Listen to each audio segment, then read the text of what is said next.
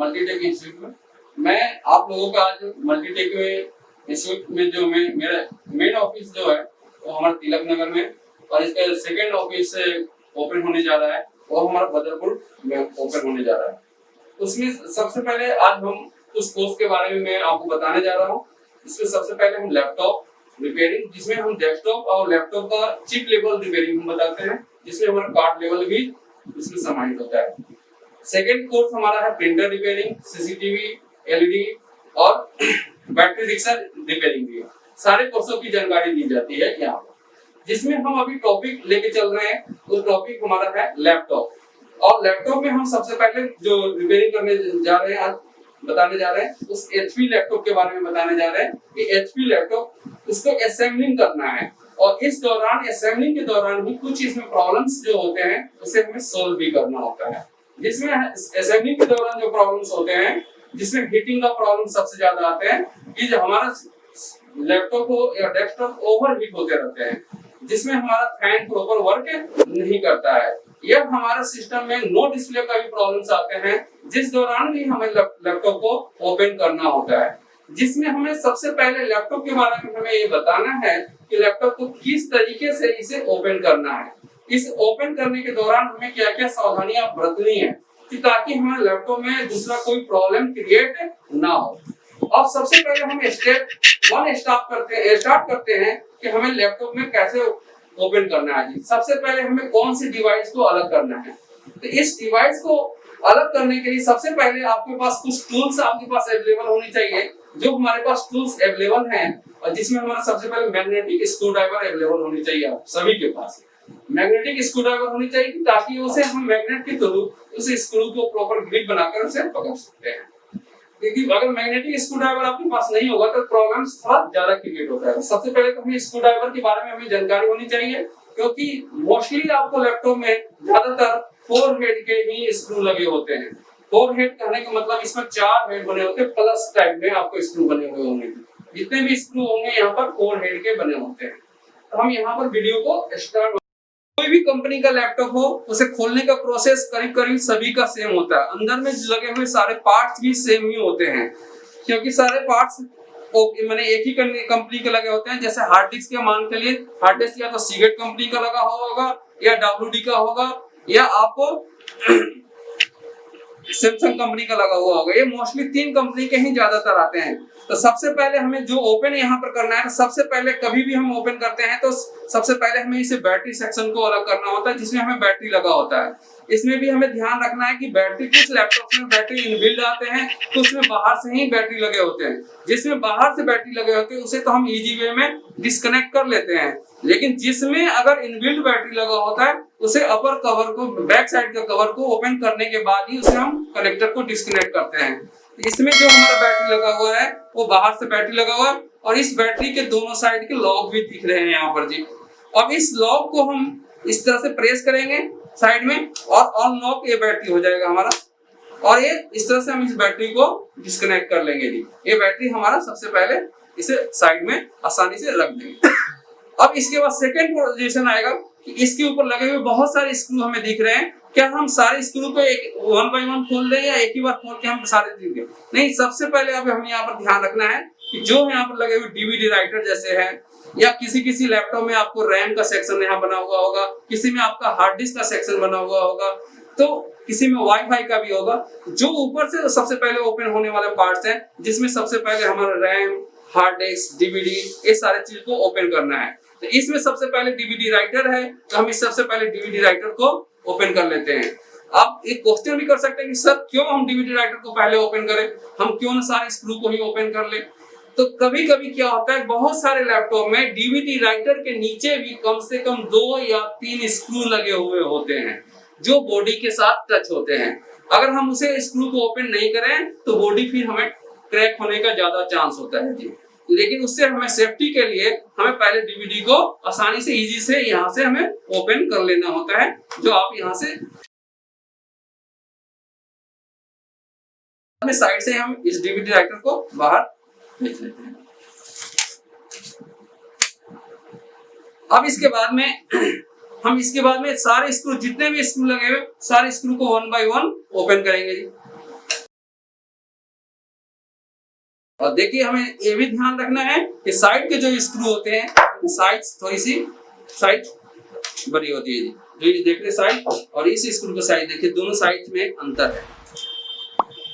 कैसे पता चला है? ठीक है, हम इसे खोलते समय हमें ध्यान रखना है कौन सा स्क्रू हम किस जगह से खोल रहे हैं। पोजीशन हमें थोड़ा सा मार्क करते हुए रहना है।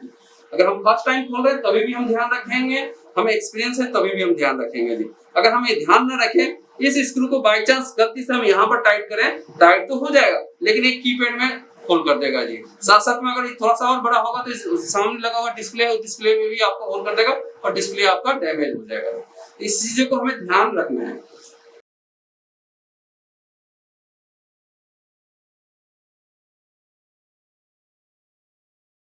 देखिए इतने सारे हमने स्क्रू करीब करीब खोल दिए हैं, सारे स्क्रू। लेकिन अभी भी एक चीज और मैं बताने जा रहा हूँ। ये एचपी कंपनी का लैपटॉप है, तो इसके बेस साइड में एक रबर लगा होता है। जो रबर यहाँ पर देख रहे हैं बेस में लगा होता है, इस रबर के नीचे भी स्क्रू लगे होते हैं। कभी कभी क्या होता है कि जो नहीं जानते हैं वो रबर के नीचे स्क्रू ओपन नहीं करते हैं और बेस तोड़ते हैं, तो इसके बेस साइड आपका फिर क्रैक हो जाता है। तो इस साइड के रबर को हमें एक बार ओपन करके देखना होता है कि यहाँ स्क्रू है या नहीं है। तो यहाँ पर देखिए स्क्रू है या नहीं है, तो हमें इसे ओपन करना ही करना है। अब देखिए सारे स्क्रू ओपन हुए कि नहीं, गौर से हम देख लेंगे। ठीक है, अब देखिए यहाँ बैटरी सेक्शन पर भी कुछ स्क्रू लगे हुए हैं। 1 और 2 यहाँ पर देख रहे हैं, एक जगह तो ओपन है, एक जगह लगा हुआ है, तो इसे भी हम ओपन कर लेंगे यहाँ पर। अब देखिए ये ओपन हो गया। अब तो सारे स्क्रू हम ध्यान से देख लेंगे कि हमारे पास सारे स्क्रू ओपन हुए हैं या नहीं। मैंने गौर से देखा सारे स्क्रू ओपन हो चुके हैं। अब इसी के बाद में क्या करेंगे,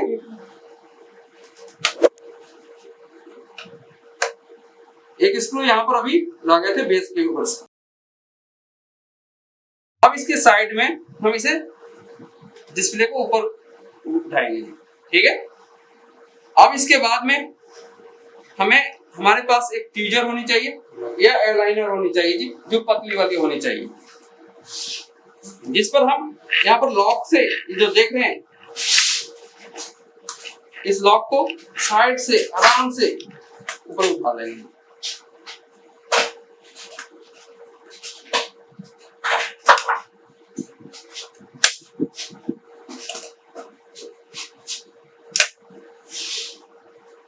और देखिए ये बेस हमारा बाहर आ गया, ये पूरे बेस हमारा बाहर आ गया। अगर हम बेस की बात कर रहे थे, अगर हम बेस की स्क्रू ना खोलते तो ये लॉक ही हमारा टूटता। ये जो देख रहे हैं लॉक, और जिसके कारण आपका फिर डिस्प्ले लूज कंडीशन में हो जाता है। सबसे ज्यादा अगर इसमें अगर क्रैक होता है, टूटता है, तो बेस। अब देखिए इसमें सबसे पहले हम देखेंगे, ये हमारा प्रोसेसर है जिसके ऊपर हीटसिंक लगे हुए देख रहे हैं आप। यस, ठीक है जी। प्रोसेसर के बाद में जस्ट यहाँ पर देख रहे हैं ये रैम लगा हुआ है जी। अब यहाँ पर हम रैम के बारे में ये भी इंफॉर्मेशन ले सकते हैं कि इसमें कौन सा रैम लगा हुआ है। DDR2 है, DDR3 है, DDR4 है, कौन सा रैम लगा हुआ है, आप में से कोई बता सकते हैं? तो देखिए सबसे पहले, अगर नहीं भी बता दे कोई दिक्कत नहीं है, हम आपको बता देते हैं कि सबसे पहले आप इस स्लॉट के ऊपर ध्यान से देखिएगा। ठीक, इस स्लॉट के ऊपर आपको ऑपरेटिंग वोल्टेज लिखा होगा। अगर 2.5 वोल्ट लिख रहा है तो इसका मतलब DDR1 रैम होगा। ठीक है जी। 1.8 वोल्ट अगर लिखा हुआ है तो DDR2 रैम होगा। 1.5 वोल्ट लिखा हुआ है तो DDR3, 1.2 वोल्ट लिखा हुआ है तो DDR4। अभी जो चल रहा है मार्केट में DDR4 लेटेस्ट में चल रहे हैं जी। ठीक, तो हम उस तरह से रैम के बारे में पता कर लेते हैं कि रैम स्लॉट कौन सा है और कौन सा रैम यूज हुआ है जी। ठीक है, तो इसके बाद में दूसरी चीज हमें यह भी ध्यान रखना है कि रैम को ओपन कैसे करना है। ये दोनों साइड के लॉक को, ये देख रहे हैं, दोनों साइड के लॉक को हल्के से इसे प्रेस करेंगे जी, और लॉक से जैसे प्रेस कीजिएगा रैम ऊपर आ जाएगा। ठीक है, एक बार रैम को लगा के भी देख लेते हैं कैसे लगा हुआ था। पोजीशन उसी तरह से रखना है। हाँ। और इसे थोड़ा अंदर के प्रेस करके रखना और इसे नीचे दबा देंगे। दोनों साइड से आवाज होगी कट से, समझ जाइए कि वो लॉक में जाकर बैठ गई है। ठीक है, लॉक में प्रॉपर बैठ। ओपन करने का तरीका जो मैंने पहले बताया आपको, उसी तरीके से आराम से इसे बाहर। ठीक है, जो रैम आपके ये है DDR3 रैम। अब इसके बाद में जी सबसे पहले हमने प्रोसेसर देख लिया, रैम देख लिया था जी। ये हमारा वाईफाई के कार्ड है, जो देख रहे हैं आप, ये जो देख रहे हैं ये वाईफाई का कार्ड है। ठीक है जी। आप करेंगे सर ये कनेक्टर कौन सा है?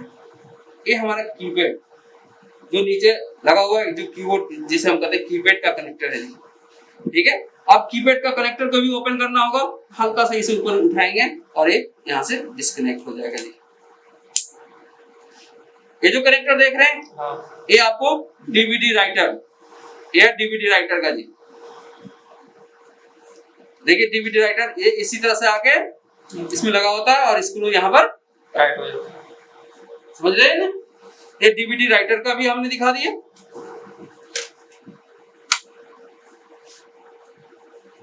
थर्ड स्टेप में आगे, यहाँ पर जो ब्लैंक जगह देख रहे हैं, यहाँ पर आपका हार्ड डिस्क लगा हुआ होता है जी। SATA हार्ड डिस्क यहाँ पर लगा हुआ होता है। ठीक है, ये अभी के टाइम में जितने भी लैपटॉप आ रहे हैं मोस्टली उसमें SATA या SSD यूज किए जा रहे हैं जी।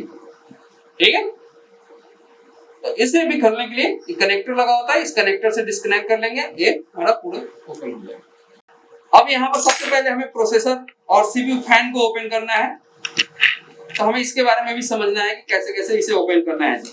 तो देखिए प्रोसेसर के ऊपर 4 स्क्रू लगे हुए जी, 1 2 3 4। 4 स्क्रू को हमें 1 बाय 1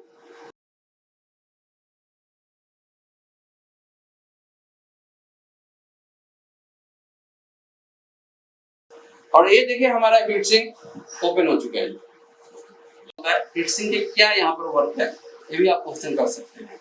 तो मैं इसमें बता देना चाहता हूँ कि हीट सिंक का काम होता है हीट को एब्जॉर्ब करना, क्योंकि जब भी हमारा कंप्यूटर ऑन होता है, चाहे वो डेस्कटॉप हो या लैपटॉप हो, तो प्रोसेसर से हीट जनरेट होता है।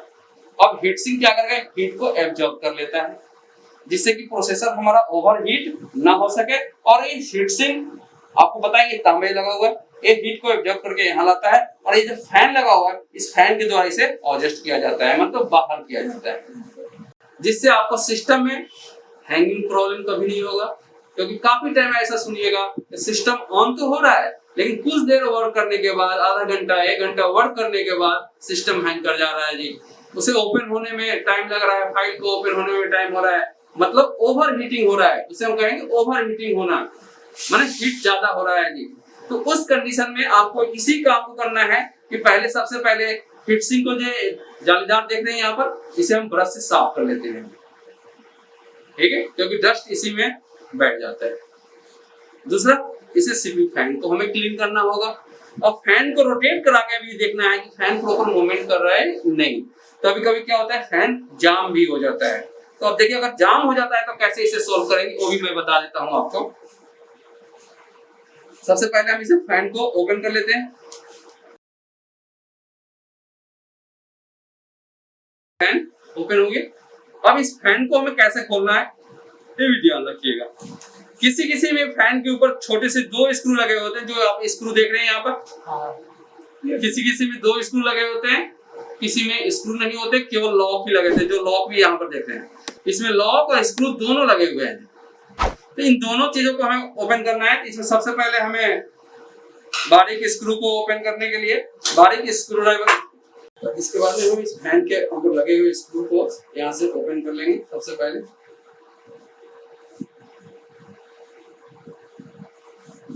एक सबसे अलग ही स्क्रू होगा, बिल्कुल ही बारीक से स्क्रू होते हैं। इसके बाद में यहाँ पर कुछ लॉक भी लगे हुए आपको मिलेंगे, जो देख रहे हैं आप यहाँ पर इस कट से। फिर इन कट से 1 बाय 1 सभी इस लॉक को इसे बाहर ओपन कर लेंगे जी।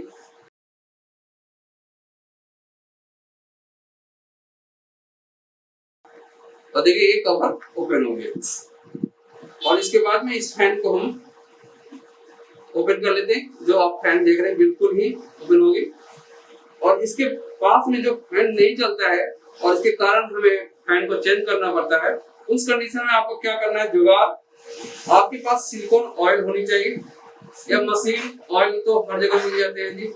नहीं मिला तो मोबिल ऑयल मिल जाते हैं, लेकिन सबसे बेटर इसमें होगा सिलिकॉन ऑयल। ठीक है, 1 बूंद सिलिकॉन ऑयल इस शाफ्ट के ऊपर डाल लेंगे। ठीक है, और 1 बूंद डालने के बाद फिर उसी तरह से इसमें हम इसे बैठा देंगे और इसे फैन को रोटेट कराएंगे। आपको फैन प्रॉपर रोटेशन होना शुरू हो जाएगा और जो इस फैन में प्रॉब्लम था वो प्रॉब्लम सोल्व हो जाएगा और आपको जो 500 रुपए एक्स्ट्रा जो लग रहा था बच जाएगा। हम कस्टमर से चार्ज जरूर ले लेते हैं, वो अलग चीज, ठीक है, लेकिन हम इस फैन को रिपेयर कर लेंगे। ठीक, इसे करने के बाद फिर उसी तरीके से स्टेप बाय स्टेप जिस तरह से हमने ओपन किए थे उसी तरीके से इसे लगा भी देते हैं। इस स्क्रू को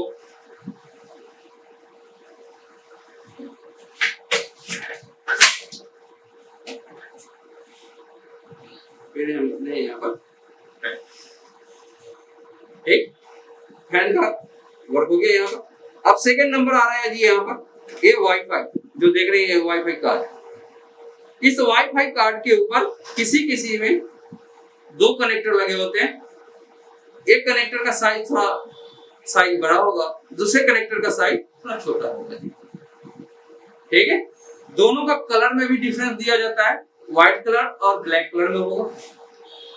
उससे भी आपको नहीं पता चल रहा है तो उससे कनेक्टर्स के ऊपर एक स्टिकर लगा होगा, उस स्टिकर के ऊपर नंबर भी लिखा हुआ होता है 1 और 2। फिर उसी तरह से इस कनेक्टर्स के ऊपर भी लिखा हुआ होता है 1 और 2। हम उसी तरीके से दोनों कनेक्टर को लगाना होता है हमें, उससे ऐसे कोई प्रॉब्लम नहीं होता है, लग जाएगा। सिग्नल के लिए होता है, इस सिग्नल इससे वीक नहीं होगा, प्रॉपर आपका वाईफाई काम करता रहेगा।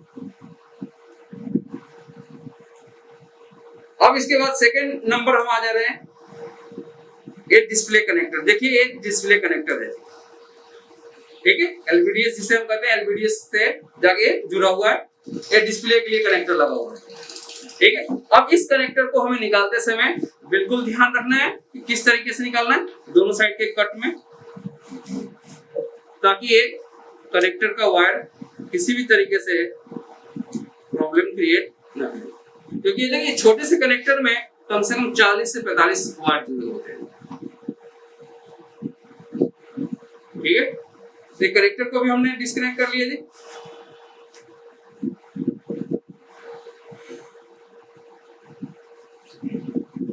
और देखिए ये हमारा पावर कनेक्टर है,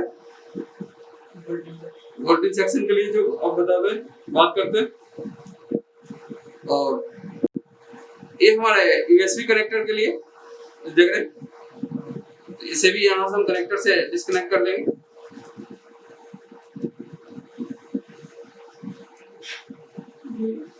ये जो देख रहे हैं आप लेफ्ट और राइट, जो हमारा टच पैड के पास में जो लेफ्ट की और राइट की होते हैं उसके लिए जी।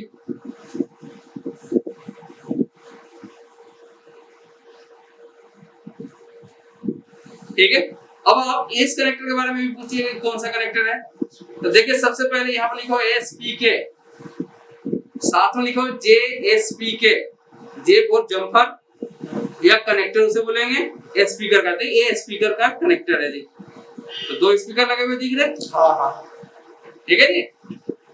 देखिए यहाँ पर ठीक, अब इसके बाद में इस कनेक्टर्स को डिस्कनेक्ट कर लेंगे।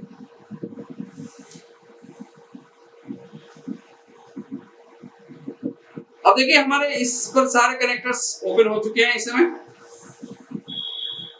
सारे कनेक्टर्स को हमने ओपन कर दिए और इसके बाद में मदरबोर्ड हमारा ओपन। मदरबोर्ड में देखिए इनबिल्ट प्रोसेसर है जिसे एसओस चिप बोला जाता है। इसी चिप में सारी चीज इनबिल्ट है और साथ में ग्राफिक्स भी मैंने आपको बताया था कि ग्राफिक्स भी लगा हुआ है। इसमें कौन सा ग्राफिक्स है, AMD। अगर इस चिप के ऊपर आप देखिएगा तो ग्राफिक्स का नाम, चिप कंपनी नाम लिखा हुआ है AMD। साथ में इसके साथ में 2 रैम भी लगे हुए मिलेंगे, इस साइड में भी और इधर भी।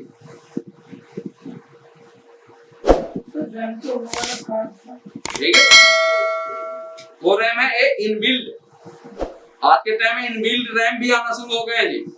जैसे आसूस कंपनी का आप लेते हैं लैपटॉप, तो आसूस कंपनी में इनबिल्ट रैम भी मिलेगा और रैम स्लॉट भी लगा हुआ मिलेगा। तो क्या था, एक चीज और मैं आपको क्लियर कर देना चाहता हूँ, जिसमें इनबिल्ट रैम आ रहा है उसमें तो इजी वे में रैम तो चेंज नहीं कर सकते, लेकिन जिसमें रैम स्लॉट हुआ करता था तो हम रैम स्लॉट के ऊपर सप्लाई भी चेक कर लेते थे और रैम को रिप्लेस करके हम अपने प्रॉब्लम को भी सॉल्व कर लेते थे। ठीक है जी। तो देखिए टेक्नोलॉजी जितने ज्यादा आगे बढ़ रहा है उसी तरह से फास्ट भी होता चला जा रहा है। पहले 1 GB पर वर्क करते थे, आज हम 4 GB भी रैम हमारे लिए कम पड़ जा रहा है, 8 GB से कम डिमांड ही नहीं करते। तो ये तो देख लिया आपने रैम, और ग्राफिक्स के लिए जो आप पूछे थे अभी क्वेश्चन की, रैम तो यहाँ पर है, ये रैम तो है ही है, साथ में एक ग्राफिक्स के लिए रैम लगा हुआ है। ग्राफिक्स कितने जीबी चाहिए, मैंने आपको पहले ही बताया था कि लोग लैपटॉप लेने जाते हैं तो सबसे पहले डिमांड करते हैं कि हमें लैपटॉप ग्राफिक्स वाला चाहिए, डेडिकेटेड रैम चाहिए, इंटीग्रेटेड रैम चाहिए। तो इंटीग्रेटेड मतलब इंटेल का आपका रैम लगा हुआ होगा 1 GB या 2 GB। डेडिकेटेड में होता है कि 4 GB और रैम चाहिए जी, और फिर अलग से 4 GB या 8 GB रैम हमने रखा, तो सारे मिला के टोटल हो जाते हैं कम से कम 16 GB के करीब में हो जाते हैं, जिससे कि हमारे कंप्यूटर का स्पीड फास्ट। ठीक है, तो प्रोसेसिंग में हमारा बेटर क्वालिटी देता है, जिससे हमें सारी चीज को करने का वर्क करने में हमें दिक्कत नहीं होती। अब देखिए हमें सारी चीज देख लिए, यहाँ पर AMD ग्राफिक्स भी देख लिए, प्रोसेसर भी देख लिए, इसके बाद में और कोई यहाँ पर आईसी और लगे हुए नहीं। आयो सुपर आयो, जिसको आयो कंट्रोलर के नाम से जाना जाता है, आपको आगे चल के सर ये भी डिटेल में बताया जाएगा, जिस पर विनबॉन्ड ENE ठीक है इंटेल लिखा होगा वो कंपनी आयो चिप बनाती है। इस कंपनी के नाम से ही हमें पता चल जाता है कि ये आयो चिप आयो सिग्नल प्रोवाइड करेगा, जिसमें काफी आईसीस को इनेबल करने के लिए होता है। अगर ये हमारा खराब हो जाता है तो भी आपको नो डिस्प्ले का प्रॉब्लम होता है, जो आगे चल के हम डिटेल में इसकी इंफॉर्मेशन जी। अब इसके बाद में जी हम नेक्स्ट स्टेप चलेंगे डिस्प्ले के ऊपर। डिस्प्ले को हमें कैसे खोलना होता है, डिस्प्ले में अगर हमें कभी भी चेंज करना है तो इतने खोलने की जरूरत हमें नहीं होता है, इतना खोलने की हमें जरूरत है कभी भी नहीं है। डिस्प्ले में सिंपल सी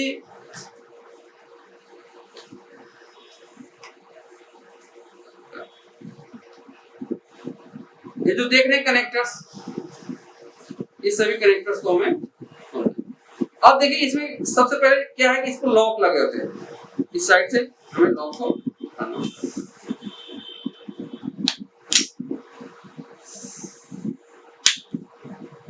किसी में मैं ये बता देता हूँ, किसी डिस्प्ले पर एक स्क्रू यहाँ पर, उसके ऊपर रबर लगी होगी, उस रबर के जस्ट नीचे स्क्रू लगी होगी, फिर एक यहाँ एक यहाँ और एक। तो जिस तरह से मैं इस डिस्प्ले को ओपन कर रहा हूँ उस तरह से उसमें नहीं करना है, पहले हमें उस रबर को निकालना है, रबर को निकालने के बाद उस स्क्रू को ओपन करना है, स्क्रू ओपन करने के बाद फिर उसी तरह से लॉक को, जिस तरह से हमने लॉक को यहाँ ओपन कर रहे हैं उस तरह से।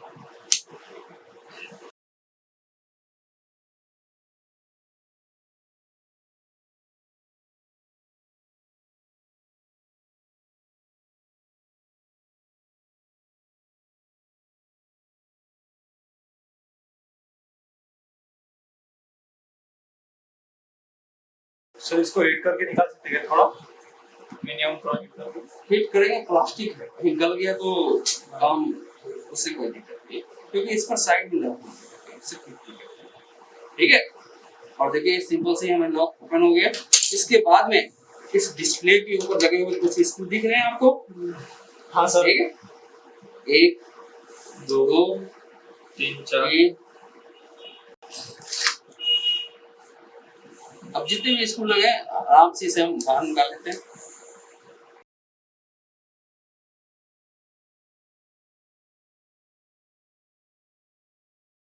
अब देखिए कभी भी नहीं ऊपर आ रहा है, इसको हमें जोर जबरदस्ती नहीं लगाना है, जो इसके ऊपर यहाँ पर नीचे लगे हैं स्क्रू, इस स्क्रू को भी हम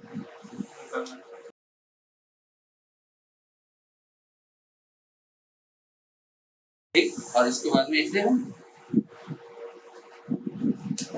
अब देखिए यहाँ पर एलईडी के जो कनेक्टर लगे हुए, ये जो कनेक्टर आपको दिख रहे हैं, यहाँ पर आपको पिन दिख जाएंगे।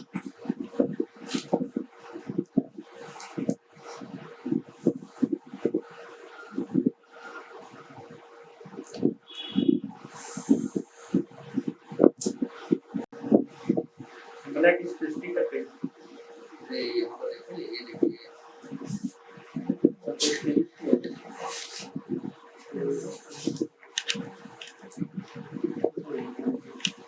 स्टिकर पर नहीं होगा, ये साइड में लिखा हुआ होगा।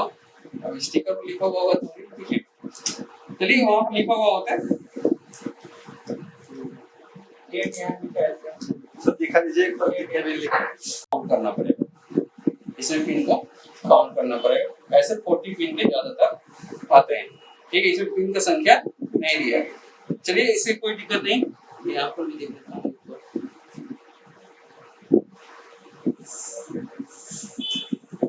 40 पिन या 30 पिन का कनेक्टर्स ज्यादातर ये देते हैं। दूसरी चीज, एक चीज और मैं आपको बता देता हूँ, ऐसा मत सोचिए कि जो डिस्प्ले हमारा लैपटॉप एचपी कंपनी का है तो डिस्प्ले भी एचपी कंपनी का होगा, ऐसा नहीं होता है। डिस्प्ले बनाने वाली कंपनी जो होंगी एलजी, सैमसंग, ये सारे ही डिस्प्ले बनाती है। इसके अंदर भी लगे हुए डिस्प्ले आपको इस पर लिखा हुआ भी मिलेगा एलजी, सैमसंग, ठीक है। इसलिए मत सोचिएगा कि एचपी कंपनी का लैपटॉप था जी, डेल कंपनी का लैपटॉप था, डिस्प्ले तो चेंज हो गया, नहीं, ऐसा नहीं होता है। डिस्प्ले अलग बनाने वाली कंपनी है, लैपटॉप अलग बनाने वाली कंपनी है। हमने सारे पार्ट्स को देखिए अलग अलग कर दिया, सारे पार्ट्स को अलग कर दिया, तो असेंबलिंग के दौरान हमें इन सारे पार्ट्स को ही अलग करना होता है। अब हम नेक्स्ट वीडियो में इसे असेंबलिंग करना बताएंगे। अभी तो डीअसेंबलिंग हुआ, सारे पार्ट्स अलग अलग हो गए, अब हम इसे एक जगह जोड़ेंगे, मतलब असेंबलिंग करेंगे जी। और असेंबलिंग के दौरान हमें इस सारी चीज को बताएंगे कैसे कौन सा पार्ट से इस मदरबोर्ड से कनेक्टिविटी में होता है। तो हम अभी आपको नेक्स्ट वीडियो में इसके बारे में भी जिक्र करेंगे कि असेंबलिंग में हमें क्या क्या ध्यान रखना होता है जी। क्योंकि ये जितने भी चिप लगे हुए सभी के ऊपर हमें कूलिंग पेस्ट लगाना होगा। जो एक कूलिंग पेस्ट किस तरह के होते हैं, ये देख रहे हैं, ये कूलिंग पेस्ट है। इस कूलिंग पेस्ट को हमें लगाना बहुत जरूरी होता है, क्योंकि एक कूलिंग पेस्ट के द्वारा हीटसिंक और प्रोसेसर के बीच में अगर माइनर सा भी गैप रह जाता है, उस गैप को फुलफिल की जाती है। इसलिए इसे गैप ना रहे, इसलिए कूलिंग पेस्ट हमें लगाना बहुत जरूरी है। क्योंकि सभी के लिए कूलिंग पेस्ट आता है, नो कोई इतना भी ज्यादा कूलिंग पेस्ट कॉस्टली नहीं होता है, सिंपल सा होता है। और हमारे पास हर किसी के पास रिपेयरिंग के दौरान एक कूलिंग पेस्ट होना चाहिए, ठीक है। आज हम इतना ही वीडियो में रखते हैं, फिर कल हम आपसे, धन्यवाद।